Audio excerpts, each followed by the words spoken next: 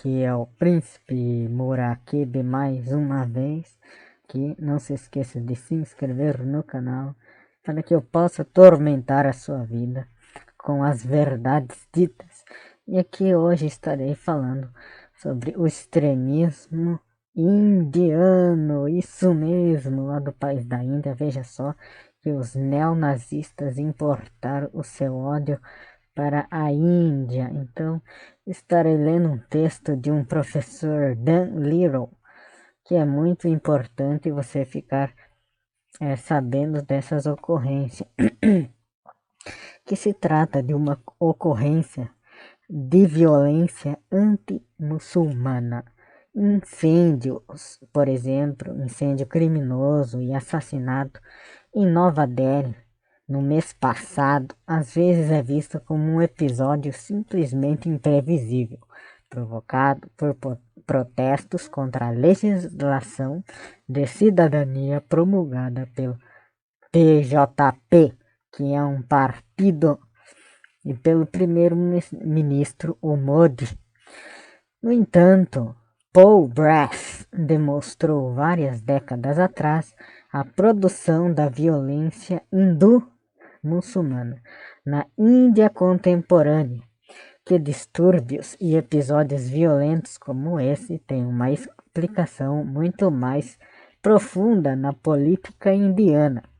Sua opinião é que a ideologia política do Hindutva, que é o nacionalismo hindu, um bolsonarismo importado daí, é usado pelo BJP e por outros partidos extremistas para promover sua própria sorte política.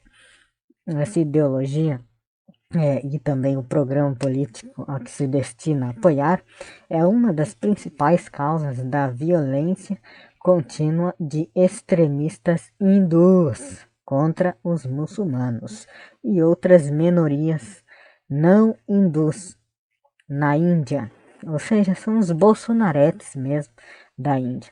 Brass faz várias perguntas cruciais e fundamentais. Faça tumultos, ou seja, fazer tumultos e servir a uma função na política indiana? Quais são os interesses políticos atendidos pela intensificação da desconfiança, do medo e do ódio contra os muçulmanos pelos trabalhadores, agricultores e comerciantes hindus comuns? Como uma estrutura de discurso divisivo contribui para o ódio e o conflito entre grupos? Bom, ele diz: pretendo mostrar também que existe um discurso hegemônico na sociedade indiana, que chamo de discurso comunitário, que fornece uma estrutura para explicar a violência desenfreada.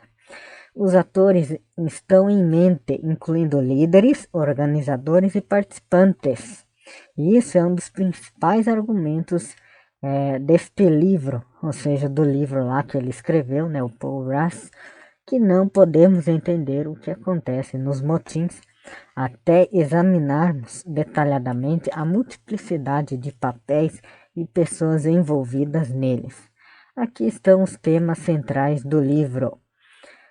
Toda a ordem política no norte da Índia pós-independência e muitos, se não a maioria de seus principais líderes, além de atores locais, mais acentuadamente desde a morte de Nehru, tornaram-se implicados na persistência em tumultos hindus muçulmanos. Esses distúrbios tiveram benefícios concretos para organizações políticas específicas, bem como usos políticos maiores. A manutenção das tensões comunitárias, acompanhada de tempos em tempos por tumultos letais em locais específicos, é essencial para a manutenção do nacionalismo hindu militante, mas também tem uso para outros partidos políticos, organizações e até os movimentos estaduais e centrais. Brass documenta sua interpretação através de uma pesquisa empírica meticulosa, incluindo uma revisão da história demográfica e política das regiões da Índia, uma linha do tempo cuidadosa de tumultos e pogroms Para quem não sabe o que é pogroms, é uma perseguição violenta. Pogroms anti-muçulmanos desde a independência e entrevistas extensas com participantes, funcionários e espectadores em um caso particularmente importante. Aligars, em Uttar Pradesh, norte da Índia. Brás dá atenção substancial ao discurso escolhido pelos partidos e líderes nacionalistas hindus e argumenta que ataques violentos são deliberadamente incentivados e planejados. Ele diz, mais comumente, a retórica está cheia de palavras que encorajam seus membros a não aguentar mais os ataques do outro, mas a retaliar sua agressão. Existem também formas específicas de ação que são projetadas para provocar a outra comunidade em uma ação agressiva, que depois recebe uma resposta retaliatória mais forte. E Brás faz uma pergunta fundamental. Quais interesses são atendidos e quais as relações de poder são mantidas como consequência da ampla aceitação da realidade dos antagonismos comunitários populares e da inevitabilidade da violência comunitária?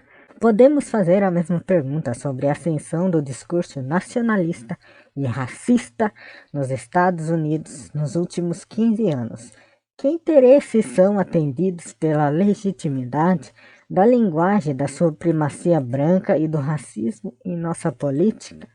Brás rejeita a visão comum de que os distúrbios na Índia são espontâneos, entre aspas, ou sensíveis à provocação, entre aspas. Em vez disso, ele argumenta que os distúrbios nacionalistas hindus são sistêmicos e estratégicos. A violência deriva de um discurso de hostilidade hindu-muçulmana e da legitimação da violência. Dado esse ponto de vista de que distúrbios e violência anti-muçulmana são atos políticos deliberados na Índia, Brás oferece uma análise do que ocorre na criação de um motim. Ele argumenta que existem 3 fases analiticamente separáveis: preparação e ensaio, ativação, promulgação, explicação e interpretação. Essa visão equivale a uma interpretação da política do nacionalismo hindu como um sistema de distúrbio institucionalizado. Vejam só. Quando se examina a dinâmica real dos distúrbios, descobre-se que existem sujeitos e organizações ativas, conhecedores do trabalho, engajados em cuidar continuamente dos incêndios, das divisões e animosidades comunais, que exercem, por uma combinação de meios sutis e táticas de confronto, uma forma de controle sobre a incidência e o momento dos distúrbios. Essa provocação deliberada de violência ficou evidente nos distúrbios em Gujarat em 2002, de acordo com Dexter Filkins, em um brilhante jornalismo sobre essas questões do New Yorker, que diz: o aspecto mais sinistro dos distúrbios foi que eles pareciam ter sido amplamente planejados e dirigidos pelo RSS, que é um partido lá de extrema direita. Equipes de homens armados com paus, armas e espadas espalharam-se pelos enclaves muçulmanos do estado, geralmente carregando cadernos eleitorais e outros documentos oficiais que os levavam até as casas e as lojas dos inocentes muçulmanos. Especialmente importante na questão de conflitos civis e conflitos étnicos em qualquer país é o comportamento e a eficácia da polícia. A polícia trabalha de maneira imparcial, suprimir atos violentos e proteger todas as partes de maneira neutra. Será? E o sistema de justiça investiga e pune os autores da violência? Na Índia, o instituto é muito ruim, inclusive nos distúrbios do início dos anos 90 em Mumbai, em 2002, em Gujarat. Braz escreve assim: o governo da Índia e os governos estaduais praticamente não fazem nada depois de um tumulto para processar e condenar pessoas suspeitas de promover ou participar de tumultos. Ocasionalmente, mas com menos frequência nos últimos anos, são designadas comissões de inquérito. Se os relatórios finais não forem muito prejudiciais para o governo da época ou para os partidários políticos desse governo nas comunidades hindu-muçulmanas, o relatório poderá ser publicado mais frequentemente do que nunca. Haverá um atraso significativo antes da publicação.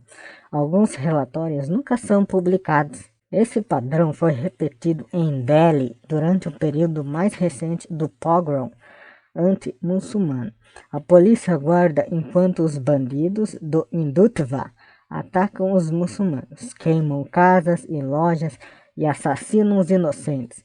Por outro lado, quando a polícia atua como representante de toda a sociedade civil e não como partidária de um partido, é capaz de diminuir rapidamente as mortes interreligiosas, como documenta o próprio Braz em seu exame do período de relativa paz em Aligarh, entre 1978 e 2001, até 1988 e 90. Braz é especialmente rigoroso em seu desenvolvimento do caso da natureza deliberada e estratégica do fanatismo anti-muçulmano na política do nacionalismo hindu e de seu atual governo. Mas outros especialistas concordam. Por exemplo, Ashutosh Varshney descreveu a dinâmica do conflito religioso na Índia em termos muito semelhantes aos oferecidos por Braz. Ele diz assim: as redes cívicas organizadas, quando intercomunitárias, não apenas suportam melhor os choques comunitários exógenos, ou seja, de outros países gringos, como participações, guerras civis e profanação de lugares sagrados. Eles também restringem os políticos locais em seu comportamento estratégico. Políticos que buscam polarizar hindus e muçulmanos em prol da vantagem eleitoral podem rasgar o tecido do engajamento cotidiano através do poder organizado de criminosos e gangues. Todas as cidades violentas do projeto mostraram evidências de um nexo de políticos e criminosos. As gangues organizadas perturbavam prontamente a paz no bairro, geralmente causando migração de bairros comunalmente heterogêneos para comunalmente homogêneos, à medida que as pessoas se afastavam em busca de segurança física. Sem o envolvimento de quadrilhas organizadas, os tumultos em larga escala e dezenas e centenas de assassinatos são muito improváveis e sem proteção oferecida pelos políticos. Esses criminosos não podem escapar das garras da lei. Braz justamente chamou esse arranjo de sistema de motim institucionalizado. Varsh trata essa questão com mais detalhe em seu livro de 2002, que se chama Conflito Étnico e Vida Cívica Hindus e Muçulmanos na Índia. O maior ímpeto do uso político, da política do ódio e do programa do nacionalismo hindu foi a campanha para destruir a mesquita Babri em Ayodhya em 1992. Por uma descrição informativa e factual do episódio da mesquita Babri e seu papel, por uma descrição informativa e factual do episódio da mesquita Babri e seu papel na fase atual do nacionalismo hindu na Índia. E este foi um texto do professor Don Little. Como vocês podem observar, existe também o nacionalismo da extrema-direita, igualzinho ao que ocorre nos Estados Unidos, Espanha, Itália e no Brasil com os bolsonaretas. Então, esta foi uma informação muito útil para você ficar informado e não cair nas garras da extrema direita. Se você gostou, curte. Se não gostou, curte do mesmo jeito. Até a próxima.